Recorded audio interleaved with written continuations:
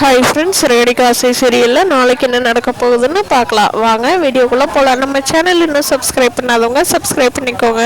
முத்துவோட அப்பா மீனா கிட்ட, ஓ இதுக்காகத்தான் அவன் நேற்று குடிச்சிட்டு வந்தானாமா, சரிம்மா சீதாவை அந்த தம்பிக்கே கல்யாணம் பண்ணி வைக்கலாம், அதுக்கு என்னால் முடிஞ்ச ஏற்பாடு நான் பண்ணுறேம்மா, நீ ஒன்றும் கவலைப்படாத அப்படின்னு சொல்கிறாரு.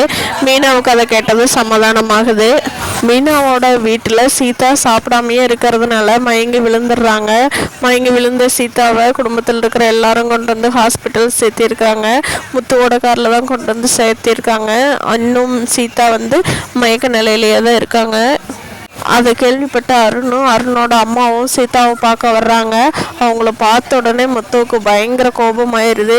இங்கே எதுக்குடா வந்த, நீ எதுக்கு இங்கே வந்த அப்படின்னு சண்டை கட்டுறாரு. அதுக்கு அருண் சொல்கிறாரு, சீதா தான் என்னோட வருங்கால ஒய்ஃபு, அவளை பார்க்க நான் வருவேன், அதை கேட்க நீங்கள் யார் அப்படின்னு கேட்குறாரு. அதுக்கு முத்து, சீதா எங்கள் வீட்டு பொண்ணுடா, உனக்கு என்ன உரிமை இருக்குது அப்படின்னு கேட்குறாங்க.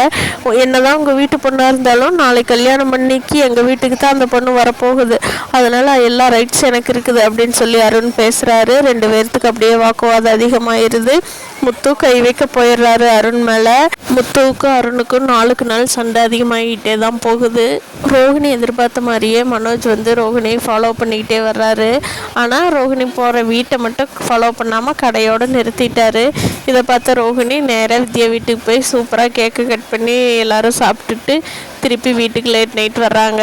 மேலாவது மனோஜ் திருந்திடுவாருன்னு நினைக்கிறேன் வித்யா அப்படின்னு சொல்லி வித்யாட்ட நடந்ததெல்லாம் சொல்லிட்டு இருக்காங்க. வித்யாவும் அதுக்கு ஆறுதல் சொல்லிட்டு இருக்காங்க.